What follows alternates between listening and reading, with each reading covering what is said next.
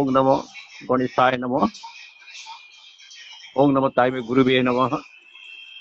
तेणु गणेश को प्रणाम, गुरु को प्रणाम, माँ शारदा अभय दायिनी जी आशीर्वाद दी अनंत कोटि प्रणाम। एवं जो मीडिया भाई आमर वीडियो कैसेट कर भगवान आशीर्वाद दिंतु, से भले रुहतु। राजनीति रे धर्मर स्थान अच्छी कि नहीं आमे संसार जहाँ शुणु से संबंध में नाना मत मु शुणी बा शुणा मिलूँ। विशेषतः आम देश रे गत अनेक वर्ष धरी सबु राजनीतिज्ञ माने कहती आम धर्म निरपेक्षता रे आमे चलुचु, आमे राजनीति करुचु। से गोटे खूब दुआ समस्ते दौरान से कथा प्रत्येक भाषण मत दौरान एवं यही जो धर्म निरपेक्षता दुआ से किंतु धार्मिक नुहे, ततोधिक राजनैतिक बा राजनीति वाला निज को धर्म निरपेक्ष, निज दल को धर्म निरपेक्ष बोली कही अन्य दल को आखि बुझी सांप्रदायिक बोली निंदा आचरण करुछती। किंतु आमे साधारण लोक गोटे भोटर गोटे कथा ए राजनीति वाला ठारे आमे लक्ष्य करुछु। सबु कथारे आमे धर्म को निरपेक्षता शासन करुछु। विशेषतः जो माने निजे को यही शब्द धर्म निरपेक्ष बोली कहउछंती से निजर कि सत को सत धर्म बुझिबा सर्माचार अच्छी कि शर्मा आचार ये गोटे प्रश्नवाचक चिन्ह मुझे दौची। गोटे आउ गोटे कथा आग मुंड अच्छी बोली प्रमाण कर, तापरे मुंड बथाइबा कथा उठिब। आगे निजको सत सत को धार्मिक बोली प्रमाण कर, तापर निजको धर्म निरपेक्ष बोली दाबी करिवो जे मु धर्म निरपेक्ष शासन करी। तेबे यही सब तथाकथित धर्म निरपेक्ष राजनीति वाला व्यक्तिगत जीवन पर्यालोचना कले जना जाए जे एमाने प्राय समते हाथ देखाड़ी जातक देखाड़ी और गुणी गारेडिया तांत्रिक मान पाखे रुढ़ होइछंती जे आमे केमिति आम काम रे विजय करिवो। उद्देश्य है वर्तमान जो चौकी जी बसछंती से चौकी जेपरी तांकु मृत्यु बा अपमृत्यु पर्यंत धारण करी थाउ बा से चौकी सब बसी था। एवं वर्तमान जदि निजर चौकी नाही तेबे चौकी बर्तमान बसी लोकटी उठी जाऊ एवं सही चौकी तांकु मिली जाऊ। यही माने मध्य मठ मंदिर गिरिजा मस्जिद को मत जाती, किंतु सेटारे मध्य से माने देवा देवी और ईश्वर ठारू से एक कथा मागंती। एमाने देवा देवी ईश्वर को तांत्रिक और गुणी गारेडिया सहित समान बा किछि अधिक क्षमताशील बोली भावंती एवं से समस्त को अर्थदान बा अर्थ लांच दे बसीभूत करी नियति और निज पई अभिष्ट बर आदाय करी नियति। यही हूँ से धार्मिक धारणा विश्वास। तेणु मोर आशंका हुए उभय पक्ष धर्म और धर्म निरपेक्षता को नहीं राजनीति ही करुछंती। कारण प्रकृत धार्मिक व्यक्ति धर्म को मूल करी मुख्य करी बंची जाए। से चाष करुथाउ बा वाणिज्य करुथाउ कि चाकरी करुथाउ कि राजनीति करुथाउ तार सबु कार्य मूल थाए धर्म और शेषे मध्य थाए धर्म। धर्म केवल साधु सन्यासी फकीर मुल्ला पुरोहित मान पाखे एकचाटिया नुहे। मनीष माई मध्य दुईटा जीवन अच्छी, दुई प्रकार जीवन ନାହିଁ, କିନ୍ତୁ ତାଙ୍କ ପାଇଁ ଦୁଇଟା ଜୀବନ ଅଛି। ଜଣେ କହିପାରିବ ନାହିଁ ଯେ ଧାର୍ମିକ ଜୀବନ ଓ ସଂସାରିକ ଜୀବନ ବୋଲି ଦୁଇଟା ଜୀବନ ଅଛି। ଆଉ ଥରେ ଶୁଣନ୍ତୁ, ଆଜ୍ଞା ଜଣେ କହିପାରିବ ନାହିଁ ଯେ ଧାର୍ମିକ ଜୀବନ ଓ ସଂସାରିକ ଜୀବନ ବୋଲି ଦୁଇଟା ଜୀବନ ଅଛି। ଯେ ପ୍ରକୃତ ଧାର୍ମିକ ବ୍ୟକ୍ତି ସେ ଯଦି ସଂସାରରେ ଥାଏ ଓ ସଂସାରର ଯାବତୀୟ କର୍ମ କରୁଥାଏ, ତେବେ ସେ ସବୁ ସଂସାରିକ କର୍ମ ତାର ଧର୍ମ ସମ୍ମତ ହେବା ଉଚିତ, ଧର୍ମ ବିରହିତ ହେବା ଉଚିତ ନୁହେଁ। ନା ଆପଣଙ୍କ ମତାମତ କଣ? ଆଜ୍ଞା ଠିକ ଅଛି ଆଜ୍ଞା। ସେହିପରି ଯେ ପ୍ରକୃତରେ ଧାର୍ମିକ ବ୍ୟକ୍ତି ସେ ସଂସାରରେ ନ ରହି ସଂସାର ଛାଡି ସନ୍ନ୍ୟାସୀ ହେଲେ ମଧ୍ୟ ତାର ସଂସାର ତ୍ୟାଗ ଧର୍ମ ସମ୍ମତ ମାନେ ଧର୍ମ ସମ୍ମତ ହେବା ଉଚିତ, ଧର୍ମ ବିରହିତ ହେବା ଉଚିତ ନୁହେଁ। ଧାର୍ମିକ ବ୍ୟକ୍ତି ସଂସାରରେ ଥିଲେ ସେଇ ସଂସାରିକ କର୍ମ ଭିତରକୁ ଧର୍ମକୁ ପ୍ରତିଷ୍ଠା କରେ ଓ ସେଇ ଧର୍ମ ସମ୍ମତ ସଂସାରିକ କର୍ମ ଦ୍ୱାରା ପରମେଶ୍ୱରକୁ ଉପଲବ୍ଧ କରିପାରେ। ସେହିପରି ଜଣେ ଯଦି ସଂସାର ଛାଡି ସନ୍ନ୍ୟାସୀ ହେଲା, ତେବେ ସେ ମଧ୍ୟ ତାର ଏଇ ସଂସାର ତ୍ୟାଗ ଭିତରେ ଧର୍ମକୁ ପ୍ରତିଷ୍ଠା କରିବ, ଈଶ୍ୱରକୁ ଉପଲବ୍ଧ କରିପାରିବା ପାଇଁ ଯୋଗ ତପସ୍ୟାଦି କରିପାରେ ବା କରିବ। ଯଦି ତାହା ନହେଲେ ମାନେ ଧର୍ମ ଈଶ୍ୱରଙ୍କୁ ବାଦ ଦେଇ ଯୋଉ ସଂସାର କରାଯାଏ ତାହା ହୁଏ ପାପର ସଂସାର ଓ ଧର୍ମ ଓ ଈଶ୍ୱରଙ୍କୁ ବାଦ ଦେଇ ଯେଉଁ ସଂସାର ତ୍ୟାଗ କରାଯାଏ ତାହା ମଧ୍ୟ ପାପର ସନ୍ନ୍ୟାସ। ନା ଆପଣଙ୍କ ମତାମତ କଣ? ଠିକ ଅଛି ଆଜ୍ଞା। ତେଣୁ ରାଜନୀତି ଏକ ସଂସାରିକ କାର୍ଯ୍ୟ, ରାଜନୀତିରୁ ଧର୍ମ ଈଶ୍ୱରଙ୍କୁ ବାଦ ଦେଇଦେଲେ ତାହା ପାପ ନୀତିରେ ପରିଣତ ହୋଇଥାଏ। ତେଣୁ ବର୍ତ୍ତମାନ ରାଜନୀତି ଏଇ ପାପ ନୀତିରେ ପରିଣତ ହୋଇଯାଇଛି। ଦିବ୍ୟ ରାଜନୀତି ଆସୁରିକ ରାଜନୀତି ଭେଦରେ ରାଜନୀତି ଦୁଇ ପ୍ରକାର। ଦିବ୍ୟ ରାଜନୀତି ତାର ଉଦ୍ଦେଶ୍ୟ ହେଉଛି ସଂସାର ଓ ସଂସାରର ବା ସମାଜରେ ସତ୍ୟ ପ୍ରତିଷ୍ଠା କରିବା ଓ ମଙ୍ଗଳ ପ୍ରତିଷ୍ଠା କରିବା। ଶାସନ ରାଜନୀତିତାନ୍ତ୍ରିକ ବା ଗଣତାନ୍ତ୍ରିକ ହେଉ ବା ସମାଜତାନ୍ତ୍ରିକ ହେଉ ବା ଯେଉଁମାନେ ସଂସାର ବାହାର ହାତକୁ ନେବେ ସେମାନେ ବ୍ୟକ୍ତିଗତ ଜୀବନ ଦିବ୍ୟ ଭାବରେ ପରିଚାଳିତ ହେବା ଉଚିତ। ନା କଣ ଆପଣଙ୍କ ମତାମତ କଣ? ଠିକ ଅଛି ଆଜ୍ଞା। ସେମାନଙ୍କ ବ୍ୟକ୍ତିଗତ ଜୀବନରେ ସଦାଚାର ଓ ଧର୍ମାଚାର ସୁଦୃଢ ହେବା ଉଚିତ। ତାହା ନହେଲେ ଆସୁରିକ ରାଜନୀତିର ପ୍ରାବଲ୍ୟ ହେବ। ଆଜ୍ଞା,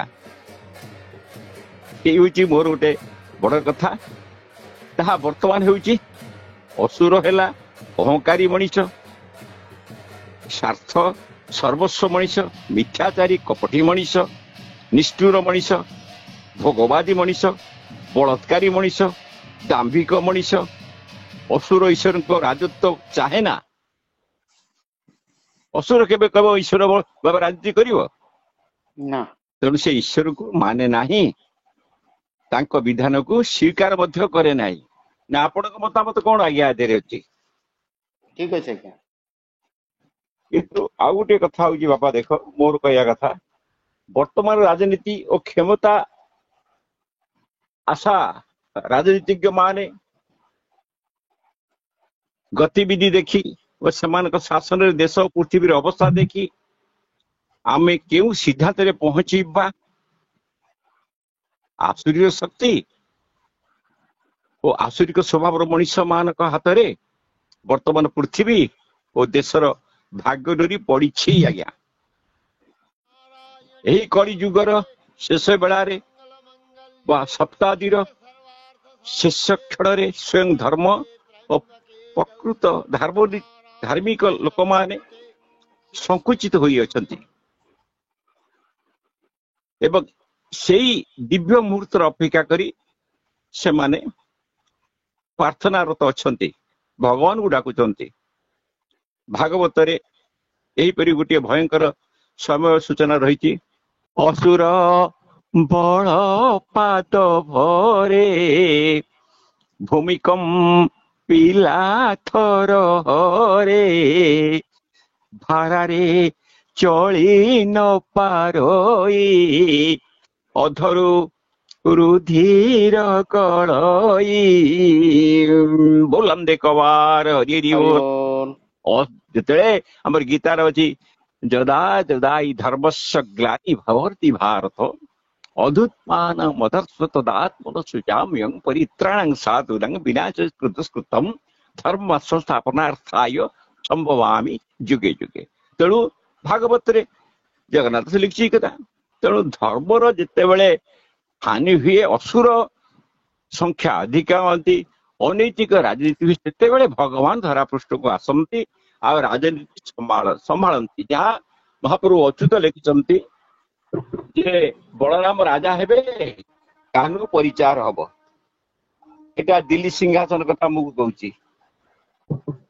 ତେଣୁ ଆମେ ସବୁବେଳେ ନିଜର ଉଦ୍ଦେଶ୍ୟକୁ ପୂର୍ଣ୍ଣ ନ କରି ଗାନ୍ଧୀଙ୍କ କଥା ଯିଏ କହୁଛନ୍ତି ବାରମ୍ବାର, ମତେ ଟିକେ ଆପଣ କହିବେ ମିଡିଆ ବାଲା ଭାଇ, ଗାନ୍ଧୀ କଣ ଦାଢି କଟିଂ କରୁଥିଲେ ଆଜ୍ଞା? ଜାଣିନି ଆଜ୍ଞା। ଗୋଟେ ଆଣ୍ଠୁ ଉପରୁ ଲୁଗା ପିନ୍ଧୁଥିଲେ, ଆଜ୍ଞା ଗୋଟେ ଗାମୁଛା ପକେଇଥିଲେ, ବାଡି ଧରିଥିଲେ। ଆଜ୍ଞା। ଗାନ୍ଧୀ କଣ କଣ ଜାଣିଛ?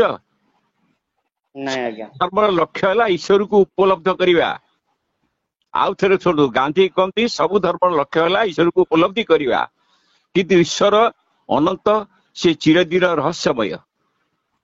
ଯେଉଁ ବ୍ୟକ୍ତି ତା ଅନ୍ତରକୁ ଯେତିକି ଶୁଦ୍ଧ ପ୍ରେମମୟ କରିବ, ଯେଉଁ ବ୍ୟକ୍ତି ତାର ଆଚରଣରେ ଯେତିକି ସତ୍ୟ ଓ ଅହିଂସା ପ୍ରଦର୍ଶନ କରିବ, ସେ ସେତିକି ପରିମାଣରେ ତା ନିଜ ଭିତରେ ଅନନ୍ତ ଈଶ୍ୱରକୁ ଆବିଷ୍କାର ବା ଉପଲବ୍ଧି କରିପାରିବ। ନା ଆପଣଙ୍କ ମତାମତ କଣ? ହେଇପାରେ। କିନ୍ତୁ ଗାନ୍ଧୀ ତାଙ୍କ ନିଜ ଭାଷାରେ କହିଛନ୍ତି, ମୁଁ ମଧ୍ୟ ଜାଣିଛି, ମୁଁ ଯଦି ଜୀବନ ବିନିମୟରେ ମନ୍ଦ ବିରୋଧରେ ସଂଗ୍ରାମ ନ କରିବି ତାହେଲେ କେବେ ଭଗବାନଙ୍କୁ ଜାଣିପାରିବି ନାହିଁ। ମୁଁ ଯେତେ ପବିତ୍ର ହେବାକୁ ଚେଷ୍ଟା କରୁଛି, ଭଗବାନ ସେତିକି ନିକଟବର୍ତ୍ତୀ ହେବେ ବୋଲି ମୁଁ ନିଜକୁ ଅନୁଭବ କରୁଛି। ମୋ ବିଚାରରେ ଭଗବାନ ଏଇ ସତ୍ୟ ଓ ପ୍ରେମ। ଏହା ମିଛ ନା ସତ? ସତ୍ୟ। ତେଣୁ ଭଗବାନ ଓ ନୀତିଶାସ୍ତ୍ର, ନୈତିକତା, ଭଗବାନ ମଧ୍ୟ ହେଉଛନ୍ତି ନିର୍ଭୟତା। ଭଗବାନ ହେଉଛନ୍ତି ଆଲୋକ ଓ ଜୀବନର ମୂଳ ସୂତ୍ର। ମାନବ ଜାତିର ସେବା ମାଧ୍ୟମରେ ମୁଁ ଭଗବାନଙ୍କ ଦର୍ଶନ ପାଇଁ ଉଦ୍ୟମ କରୁଛି। ମୁଁ ଜାଣେ ଯେ ଭଗବାନ ସ୍ୱର୍ଗରେ ନାହାନ୍ତି କି ମର୍ତ୍ତରେ ନାହାନ୍ତି, ସେ ପ୍ରତ୍ୟେକ ଭିତରେ ଅଛନ୍ତି। ବୋଲ ରାମଦେବ ବାହାର ହରି ବୋଲ, ହରି ବୋଲ ହରି ବୋଲ ଭଗବାନ। ହରି ବୋଲ। ନା ଆପଣଙ୍କ ମତାମତ କଣ? ନାଇଁ ଠିକ ଅଛି ଆଜ୍ଞା, ବଢିଆ।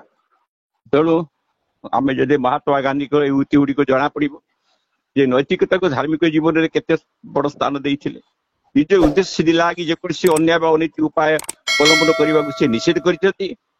ସେ ଖୁବ ଦୃଢ ଭାବରେ, ସ୍ପଷ୍ଟ ଭାବରେ କହିଛନ୍ତି ଯେ ରାଜନୈତିକ ନେତାମାନେ ଯଦି ନିଜେ ଅନୀତି ଅନ୍ୟାୟ କରି ବସିବେ, ତେବେ ସାଧାରଣ ଲୋକମାନେ ତାକୁ ହିଁ ନୀତି ଓ ଆଦର୍ଶ ବୋଲି ମାନି ନେବେ ଏବଂ ତା ଦ୍ୱାରା ଦେଶରେ ଧର୍ମହାନି ହୋଇଯିବ ଏବଂ ଦେଶ ଦୁଷ୍ଟ ଶକ୍ତି ମାନଙ୍କ କବଳରେ ପଡିଯିବ। ଏହି କାରଣରୁ ଗାନ୍ଧୀଜୀ ରାଜନୀତି ସହିତ ଧର୍ମାଚାରକୁ ଯୋଡି ରଖିବାକୁ ଚାହୁଁଥିଲେ।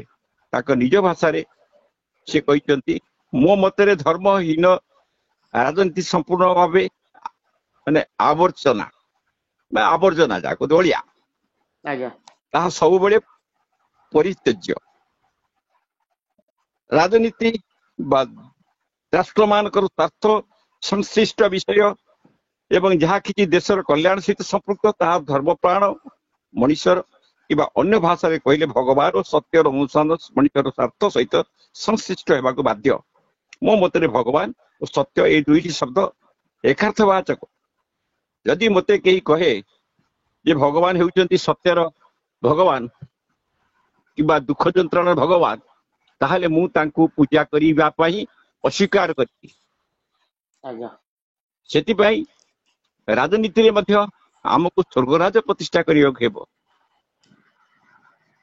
ତେଣୁ ମହାନ ଦେଶ ସେବା, ଜଣେ ମହାନ ଧର୍ମାତ୍ମା ପୁରୁଷ। ଆଜି ଯୋଉ ରାଜନୀତିକ ନେତାମାନେ ରାଜନୀତି ସହିତ ଧର୍ମର ସମ୍ପର୍କ ନାହିଁ ବୋଲି ପୁରୀ ଛାଡୁଛନ୍ତି ଓ ସେଇ ଆଳରେ ଅଧର୍ମ ରାଜନୀତିରେ ମାତିଛନ୍ତି, ସେମାନେ ଦେଶର ପିତା ମହାତ୍ମା ଗାନ୍ଧୀଙ୍କର ଜୀବନକୁ ଅନୁଶୀଳନ କରିଛନ୍ତି କି? ପ୍ରଶ୍ନବାଚକ ଚିହ୍ନ ଗୋଟେ ଦେଲି ଆପଣଙ୍କୁ। ନିଶ୍ଚୟ। ତେଣୁ ଆଜି ଆମ ଗ୍ରାମୀଣ ସରପଞ୍ଚଙ୍କ ଠାରୁ ଆରମ୍ଭ କରି ରାଜଧାନୀର ମୁଖ୍ୟମନ୍ତ୍ରୀ ପ୍ରଧାନମନ୍ତ୍ରୀ ପର୍ଯ୍ୟନ୍ତ ଗାନ୍ଧିଜୀଙ୍କ ଜୀବନ ଓ ବାଣୀ ଗୁଡିକ ପ୍ରତି ଅଭିହିତ ଅଛନ୍ତି ତ? ପ୍ରଶ୍ନବାଚକ ଚିହ୍ନ।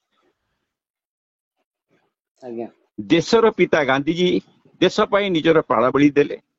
ଆଜି ଦେଶର ସନ୍ତାନ ସନ୍ତତିମାନେ ନିଜ ପାଇଁ ଅନ୍ୟର ପ୍ରାଣ ବଳି ପକାଇ ଚାଲିଛନ୍ତି। ଗାନ୍ଧୀ ସତ୍ୟ ଅହିଂସାକୁ ଧର୍ମର ଦୁଇଟି ଦେଣା ବୋଲି ମନେ କରୁଥିଲେ। ଏଇ ଦୁଇଟି ଦେଣା ସାହାଯ୍ୟରେ ମଣିଷ ଈଶ୍ୱରଙ୍କ ପାଖକୁ ଉଡି ଉଡି ଯାଇପାରେ ବୋଲି କହନ୍ତି। ଗାନ୍ଧିଜୀ ତାଙ୍କ ନିଜ ଭାଷାରେ କହିଛନ୍ତି, ପୃଥିବୀରେ ଏପରି କିଛି ବସ୍ତୁ ନାହିଁ ଯାହାକି ମୁଁ ଦେଶ ପାଇଁ ଦେଇ ନ ପାରିବି। ଅବଶ୍ୟ ଦୁଇଟି ଜିନିଷ ବ୍ୟତୀତ ମାତ୍ର ଦୁଇଟି, ତାହା ହେଉଛି ସତ୍ୟ ଓ ଅହିଂସା। ନା ଆପଣ ମତାମତ କଣ?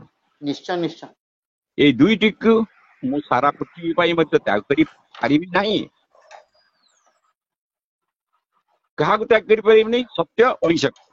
ଆଜ୍ଞା ଏହିପରିକି ସତ୍ୟ ଅହିଂସା ଭଗବାନ ବିନିମୟରେ ମୁଁ ଭାରତର ସେବା କରିବା ପାଇଁ ମଧ୍ୟ ଇଚ୍ଛା କରିବି ନାହିଁ। ଆଚ୍ଛା କାରଣ ମୁଁ ଜାଣେ ଯେଉଁ ବ୍ୟକ୍ତିକୁ ମାନେ ବର୍ଜନ କରେ ସେ ତାର ଦେଶକୁ ତାର ନିକଟତମ ପ୍ରିୟତମ ଆତ୍ମୀୟମାନଙ୍କୁ ସୁଦ୍ଧା ବର୍ଜନ କରିପାରିବ। ନା ଆଜ୍ଞା ଆପଣଙ୍କ ମତାମତ କଣ? ଆଜ୍ଞା ଆଜ୍ଞା ଯିଏ ବାପ ମାଙ୍କର ନାହିଁ ସେ କାହାର କେବେ ହେଇପାରିବନି। ଆଜ୍ଞା ଆଜି ସାରା ଦେଶକୁ ଚାହାନ୍ତୁ, ନିଜକୁ ମଧ୍ୟ ଚାହାନ୍ତୁ। ଗାନ୍ଧିଜୀ କର୍ତ୍ତବ୍ୟ ଆଗେଇ କେତେ ସତ ଆଉ କେତେ ବାସ୍ତବ ହୋଇ ନ ଉଠୁଛି ତା ମନେ କରନ୍ତୁ। ମୁଁ ଏତିକି ମୁଁ ଏତିକି କହି ପ୍ରିୟ ସଜ୍ଜନ, ମୁଁ ଆଜି ଏତିକି ଧର୍ମାଚାର ରାଜନୀତି ବିଷୟରେ କହିଲି। ତାପରେ ପର ଏପିସୋଡରେ ପୁଙ୍ଖାନୁପୁଙ୍ଖ ମାନେ ବର୍ତ୍ତମାନ ରାଜନୀତି, ଭବିଷ୍ୟତ ରାଜନୀତି ଆଉ ପ୍ରେଜେଣ୍ଟ ରାଜନୀତି, ଅତୀତ ପ୍ରେଜେଣ୍ଟ ପାଷ୍ଟ ଫ୍ୟୁଚର ରାଜନୀତି ବିଷୟରେ ମୁଁ କହିବି। ତେଣୁ ଏତିକିରେ ମୁଁ ସମସ୍ତଙ୍କୁ ପ୍ରଣାମ କରୁଛି। ସମସ୍ତଙ୍କୁ ଭଗବାନ ମଙ୍ଗଳରେ ରଖନ୍ତୁ, ସମସ୍ତ ଭଗବାନ ଖୁସିରେ ରଖନ୍ତୁ। ତେଣୁ ବର୍ତ୍ତମାନ ଯୋଉ ଧର୍ମ ରାଜନୀତି କି ନିରପେକ୍ଷ ଶାସନ ବୋଲି କହୁଛନ୍ତି, ସେମାନେ ଗାନ୍ଧିଜୀ ନୀତିକୁ ଏକଧାରରେ ଗ୍ରହଣ କରନ୍ତୁ ଆଉ ନିଜର ସ୍ୱାର୍ଥ ପାଇଁ ସତ୍ୟ ଅହିଂସାକୁ ତ୍ୟାଗ କରନ୍ତୁ ନାହିଁ। ଜୀବେ ଦୟା କରନ୍ତୁ, ସମସ୍ତଙ୍କ ମଙ୍ଗଳ ଚିନ୍ତା କରନ୍ତୁ। ଯାହା ଆମ ଚଣ୍ଡୀରେ ଅଛି, ସର୍ବମଙ୍ଗଲ୍ୟ ମାଙ୍ଗଲ୍ୟ ଶିବେ ସର୍ବାର୍ଥ ସାଧିକେ ଶରଣ୍ୟେ ତ୍ର୍ୟମ୍ବକେ ଗୌରୀ ନାରାୟଣୀ ନମସ୍ତୁତେ। କାରଣ ତେଣୁ ସମସ୍ତଙ୍କ ମଙ୍ଗଳ ଚିନ୍ତା କରିବ, ତୁମ ମଙ୍ଗଳ ସଂସାର ଭିତରେ ତମର ମଙ୍ଗଳ ଅଟୋମେଟିକ ହେବ। ତେଣୁ ଶରଣାଗତ ଦିନାର୍ଥ ପରିତ୍ରାଣ ପରାୟଣୀ ସର୍ବସାଥି ହରଦେବୀ ନାରାୟଣୀ ନମସ୍ତେ। ହରି ଓಂ ତତ୍ସତ୍। ଓಂ ଶାନ୍ତି ଶାନ୍ତି ଶାନ୍ତି ସୁଶାନ୍ତି ଭବତୁ। सर्वारिष्ट शांति भवतु। पार्वती सब स्वस्ति भवतु। मङ्गल भवतु। हरि ओं तत्सत्। हरि ओम।